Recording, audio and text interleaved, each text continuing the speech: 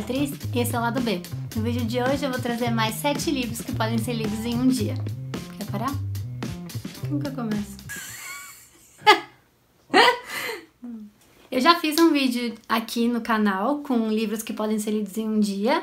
E aí lá no Instagram vocês me pediram mais algumas indicações e aí eu fiz mais uma listinha aqui com 7 livros. Alguns deles eu tenho aqui fisicamente e outros estão emprestados, então vai mostrar aquela fotinho aqui na tela. Esse vídeo de livros que podem ser lidos em um dia, você pode assistir no cardzinho que vai aparecer aqui. É aqui? Aqui? Aqui. E não esquece também de divulgar para quem você acha que pode gostar desse tipo de conteúdo. O primeiro livro, então, que eu trouxe para vocês é um livro que eu amo muito, que também vem nessa linha de temas que eu gosto, sobre perda, melancolia e luto, mas vale muito, muito, muito a pena. É um livro realmente muito bonito, todo mundo que eu conheço que leu ama, é Morreste-me. Esse título já é bonito, né? Já é bem sugestivo. É do José Luiz Peixoto, autor português. Acho que tem uma fotinha dele aqui, ó. Esse aqui. É um livro, assim, muito, muito tocante. Olha só como as margens do livro são muito grandes. Então, literalmente, você lê muito rápido, tá vendo? Porque o texto tá muito concentrado no meio, assim, da folha, né? Então, são quantas páginas? 62 páginas, mas só no meinho, então é rapidinho de ler. Foi publicado pela editora Dublinense. E assim como outros livros desse autor, mas esse aqui de fato é o meu favorito dele, que eu já li, né, porque eu não li todos ainda. É um livro muito, muito bonito. Como eu já disse em outros vídeos, os portugueses têm esse jeito mais poético, eu diria, de narrar. Aqui, como mexe com memórias afetivas e essa questão do luto e da perda também acaba entrando nesse universo bem bonito e bem propício à poesia, né? Mas é um livro narrativo, não é poesia. Aqui diz que foi o livro que revelou o autor e foi publicado no ano 2000, Relato da Morte do Pai dele. Então, mais um livro aí de luto. Se você quase não tem indicação de livro sobre esse tema aqui no canal, né? Fica aí, mais um. O segundo livro... vou pegar um mais... Putz, não, vamos no mesmo tema, gente. Eu não percebo isso antes, mas... O segundo livro é O Caderno de um Ausente. Esse livro foi também um soco no meu estômago quando eu li, porque eu não esperava, assim, eu achei a edição dele maravilhosa, porque assim, esse é da Kozak, mas hoje ele já sai por outra editora, Biblioteca Azul.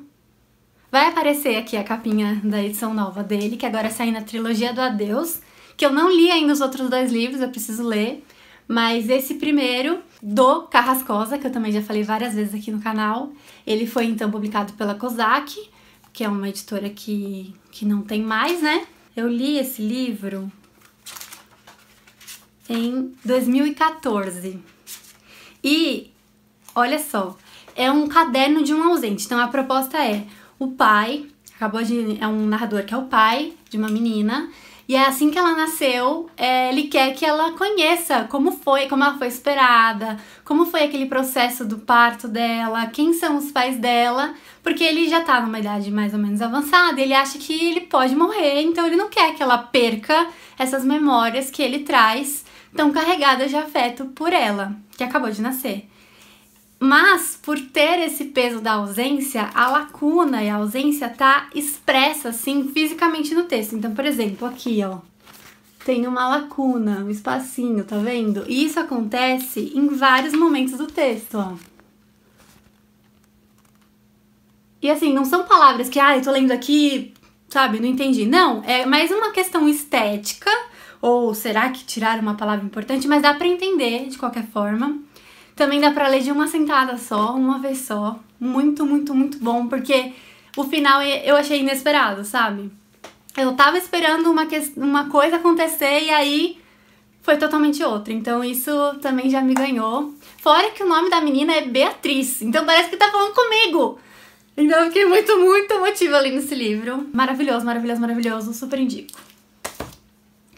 Outro livro que eu trouxe, então, o terceiro livro de hoje, aí já não é de luto e de melancolia, de perdas. Trazemos o primeiro Dostoiévski aqui do canal. É o primeiro, né? Já citei Crime e Castigo, mas nunca falei dele aqui. Mas esse é o primeiro livro, então, que eu indico pra vocês dele aqui. Não é o primeiro e o melhor de todos, mas cabe aqui nessa categoria pra ler em um dia, porque é uma obra muito curtinha. Aqui tem texto de apoio, então nem todas essas páginas são o texto mesmo, mas é muito divertido, porque é uma cena numa noite dentro de um cemitério em que os mortos começam a conversar entre eles. E assim, é engraçado, sabe? É quase uma comédia mesmo. E aí um tira sarro do outro e trocam questões dele do que eles viveram. E assim, é bizarro. Eu lembro que eu li esse livro, eu tava no metrô. E aí, assim, criou um mundo, né, em suspensão daquele mundo que eu tava vivendo. Imagina, eu tô ali no metrô, tá todo mundo parado, voltando pra casa, e eu lá no cemitério com essas caveiras conversando, sabe? É muito legal isso. Então é um livro divertido, leve pra você ler em um dia e também já ter uma noção aí da literatura russa, que eu também nunca tinha mencionado aqui no canal antes. Chama Bobok e ele é publicado pela editora 34. Tá tudo bem? Outro livro que eu trouxe foi minha última leitura, que eu fiz essa semana. É um livro muito curto. Quantas páginas ele tem? 47 páginas. É uma novela, assim. Na verdade, a gente pode... É uma novela que é da Sylvia Plath, que é uma autora que eu amo, que eu já falei aqui pra vocês do A Redoma de Vidro, que é um dos meus favoritos da vida. Esse livro foi lançado pela Biblioteca Azul, tem essa edição menorzinha, assim, meio com cara de livro infantil, né? Até as páginas, a forma como ele é editado, parece um livro infantil, mas a história não é de criança, não. Assim, como que eu posso contar sem dizer o que acontece? O título é Mari Ventura e o Nono Reino. E aí, o título parece mesmo uma questão meio de fábula, história infantil. Mas, na verdade, é uma história que pode ser lida e relida e reinterpretada de muitas formas diferentes. Para eu que gosto de questões psicológicas, assim, psicanalíticas, o texto é um texto muito rico, porque ele começa com uma mocinha, Mary Ventura, partindo em um trem. Então ela vai para uma viagem, os pais dela estão falando para ela entrar lá e ir até o final, só que assim, ela não sabe para onde ela tá indo, ela não sabe o que vai acontecer, ela só vai nessa viagem. E aí acho que é só isso que eu posso falar sem dizer muito da história, mas vale a pena, muito a pena, eu adorei. E aqui é o primeiro livro, a primeira história, assim, que a Sylvia Plath tentou publicar, ele foi negado quando ela enviou para uma coletânea. Mas vale muito, porque aqui a gente já vê algumas características muito importantes da obra dela, como questões mais densas sobre a nossa realidade, sobre a própria vida. E, assim, é uma coisa triste, mas foi um livro que ela escreveu pouco tempo antes dela tentar o primeiro suicídio, a primeira tentativa de suicídio. Então, a gente também encontra um pouco dessas questões que motivam, assim, a refletir sobre a vida aqui, mas de uma forma muito mais metafórica e simbólica do que na Redoma de Vidro. Então, fica a dica. O próximo é O Velho e o Mar, do Hemingway. Eu não gosto do Hemingway, não sei, eu já tentei ler outros livros dele, mas O Velho e o Mar foi de fato um livro que me tocou muito, profundamente, assim. Também ele tem um espaço, assim, especial pra mim, porque eu fiz um clube de leitura uma vez numa livraria onde eu trabalhei, e esse foi o primeiro livro que a gente leu juntos, então marcou, assim, com afeto aquele momento. E também é uma leitura super fácil, o Hemingway não escreve de uma forma elaborada e rebuscada. O Velho e o Mar é um livro muito famoso, é literatura americana, conta a história de um pescador. E... ai, como que não dá pra resumir essa história? Ai, mas é de uma forma, assim, ele toca em lugares muito sensíveis e fortes também, mas de uma forma também metafórica, sabe? Tem como você ler esse livro e não ficar numa bad, mas também tem como você ficar, assim, pensativo sobre tudo aquilo que você leu. Não sei, gente, resumir esse livro. Mas como ele dá pra ler em um dia, então... ao invés de ler a sinopse, ler o livro inteiro hoje. Não é facinho de encontrar, inclusive. O próximo livro é A Princesa Salva a Si Mesma Neste Livro, que é uma proposta bem diferente dos outros livros que eu trago aqui no canal, porque ele é uma literatura contemporânea, jovem, que estava assim bastante em alta, né, nos últimos anos, que principalmente por aquele livro da Rupi Kaur. Você lembra? Não. Outros Jeitos de Usar a Boca. Outros Jeitos de Usar a Boca. Eu acho que é esse o título. Qualquer coisa você corrige e aparece aqui a fotinho. Que é uma poesia contemporânea escrita por mulheres na internet, principalmente. Essa é americana, no caso. Ela chama Amanda Lovelace. É um livro que pode parecer bobo, mas, nossa, esse livro me abalou quando eu li. Dá pra você ler também super rápido, porque por serem poemas e serem textos curtinhos, assim, são alguns poemas só que passam de 2 páginas, sabe? Muitos são bem no cantinho, assim, pequenininhos. Vou pôr umas fotinhos aqui pra vocês verem como é dentro do livro. Mas é bem tranquilo, assim, de ler em termos de fôlego de leitura, mas me exigiu, assim, bastante, porque ela passa por questões pelas quais eu passei e acho que muitas adolescentes, muitas mulheres passaram, como, por exemplo, depressão, perda de pessoas amadas, foras de rapazes pelos quais ela gostava, pelos quais ela sentia interesse, bulimia, as questões com o corpo, gordofobia, relações tensas entre familiares, principalmente no caso aqui a figura da mãe. Então, assim, é um livro muito, muito bom. Eu quero voltar pra ele em outro momento, porque eu sinto que quando eu li a primeira vez, ele, sabe, não desceu direito, assim.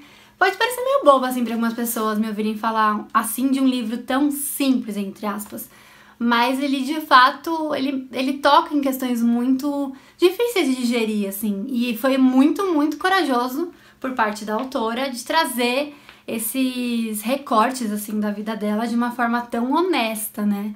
E é uma autora, assim, da minha geração. Então, as referências que ela traz, por exemplo, são Harry Potter, sabe? Então, é uma pegada bem contemporânea mesmo.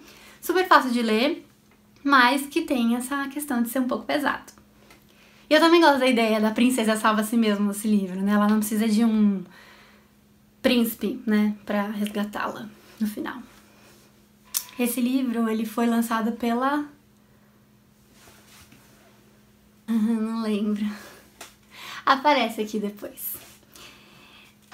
O último, então, que eu separei pra falar é o do Murakami, que eu também nunca falei antes aqui no canal. Eu li pouco desse autor, né, também ganhador do Prêmio Nobel de Literatura, mas esse que é Sono, que também pode ser considerado um conto, né, que foi publicado numa versão à parte pela Alfaguara.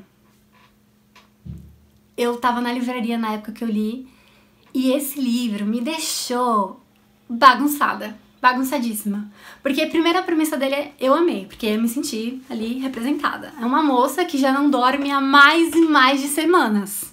Ela está numa insônia aí sem fim.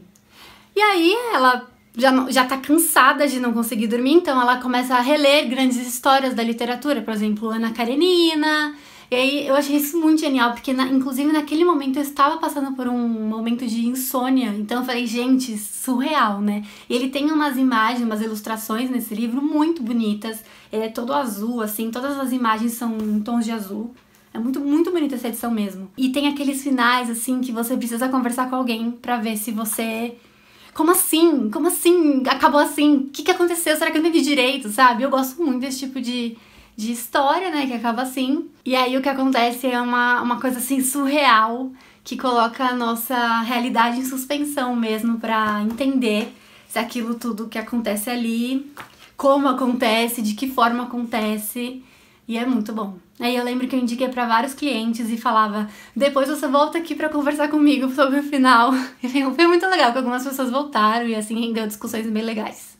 Então, se vocês leram ou forem ler, depois me contem o que vocês acharam desse final, porque Tá aí uns finais que mais me deixaram com a cabeça bugada. Então é isso. Espero que vocês tenham gostado e que aproveitem essas dicas aí nesses dias de quarentena, que nós temos ainda pela frente, muitos. E também lembrando que não é pressão nenhuma a gente ter que ler na quarentena, ter que ler porque tá em casa. São só algumas dicas mesmo pra quem tiver aí sem ideia do que ler ou quiser uma leitura mais fácil, mas assim, fácil no sentido de não ser tão volumosa em número de páginas. Mas fiquem extremamente à vontade para não fazerem nada e também não se sentirem bem nesse momento, porque é mais do que comum, né? Enfim, é isso. Até o próximo vídeo.